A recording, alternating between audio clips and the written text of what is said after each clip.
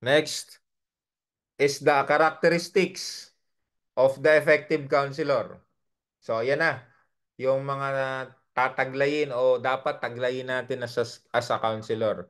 Ability to listen and convey understanding without judgment.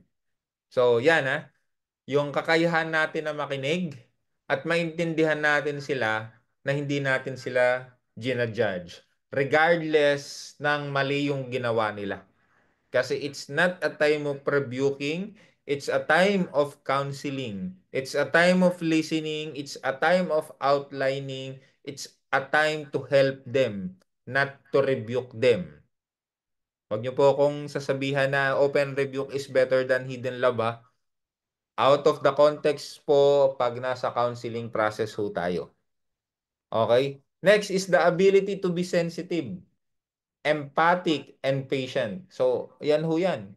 Dapat yung kakayahan natin na maging sensitive. Pag umiiyak siya, ayaan mo lang. Sige, sige, iyak ka lang. Pag nagagalit siya, pag expressive siya, okay lang yan. Validate yan nararamdaman mo. Sige, hayaan nyo lang ho siya mag-release. Ano? And then maging patient tayo.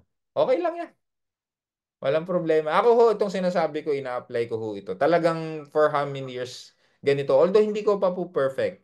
Pero, base ho sa characteristics, sa pag-aaral, sa research, ito pong effective counselor is gawin talaga natin. Ano? Ano pa? Ability to convey the client that the counselor values the client's experiences. Okay? So, ibig sabihin, yung karanasan ng client natin, yung karanasan ng inaano natin, ng kina-counsel natin, ah, just listen to their experiences. Pag ano sa counseling ho, sa totoo lang, no? Puro kwento minsan talaga sila. Kinikwento na lang nila, kinikwento nila minsan paulit-ulit na. Kaya nga ho may session lang, 3 to 5 sessions. Yung 6, may iba pa tayong may iba pa tayong client. So, anyways, nasa rule 'yan. 3 to 5 sessions. Okay? Unless talagang ginagawa mo na tong negosyo, syempre, pag mas maraming session, mas maganda. Pero alam nyo, sa ating mga pastor o nagpapastor, libre lang ang counseling no? Pero sa totoo lang, sa professionals, medyo mahal yan. Mga 1,000 pesos yan per session. 30 to 45 minutes. Okay, tapos babalik ka ulit. Doon, pwede mong pahabain, pwede mong padamihin yung session, Okay? So ano pa? Ability to convey the belief that the client is capable, trustworthy, respectable, worthy, and dependable. Okay? So yung kanilang sabihin na natin, yung abilidad natin na yung paniniwala or sabihin na natin that the client is capable, trustworthy, respectable, worthy, and dependable. Ibig sabihin, yung ability as a counselor na maniwala tayo dun sa sinasabi niya. Maniwala tayo in a sense na hindi natin siya kakampihan. Ano? Kumbaga, ang mga nagka-counsel, ang mga client kasi on their sides, yung paniniwala nila, they are correct, lalo na pag may sinasabi sila. So, hindi naman sa paplastikin natin sila. Kaya lang, hayaan lang natin na maramdaman nila na naniniwala tayo dun sa sinasabi nila. Okay? So, hindi yun pampaplastic. Well, hindi rin naman tayo nagsisinungaling doon. But it is an ethics in counseling.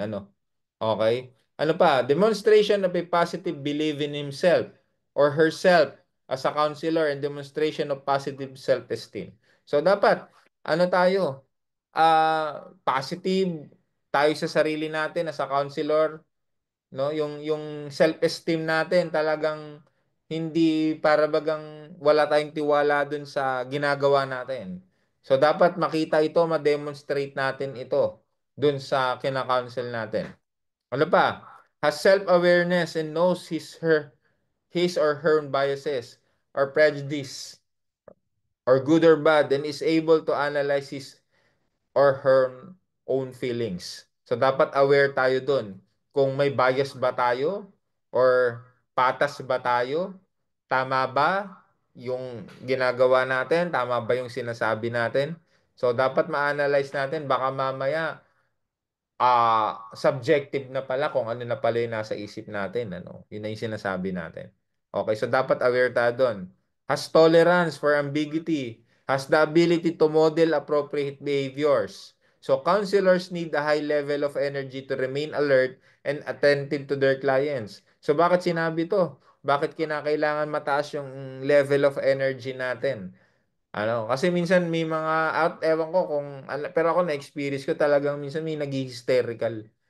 Alam mo yun, nasa counseling process kayo, tapos bigla na lang silang parang mag-burst out, di ba? So pag nag-burst out sila, wag niyo in Jesus name, demonyo, lumayo ka, lumayas ka sa taong ito. So, wag niyo hong igaganon ha.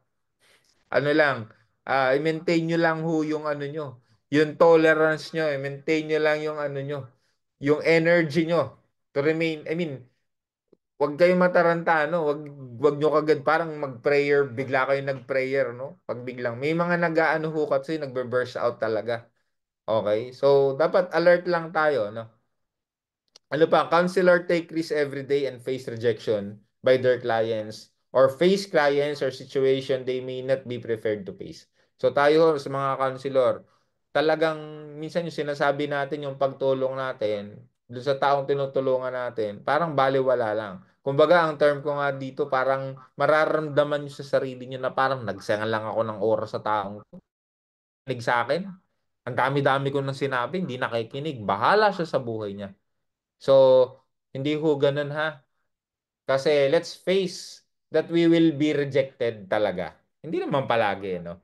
Pero at least may idea tayo that the people, the client will reject us.